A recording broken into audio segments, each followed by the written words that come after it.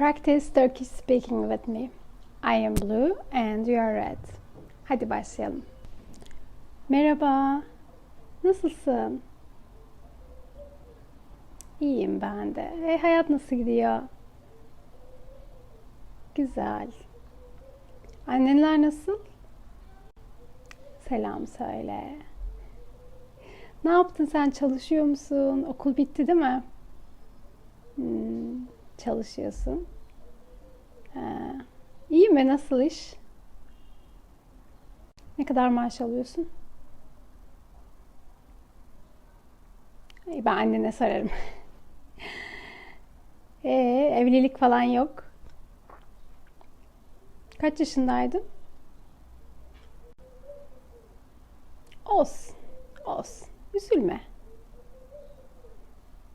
Gidiyor musun? Ne güzel konuşuyorduk. Neyse, hadi görüşürüz. Güle güle.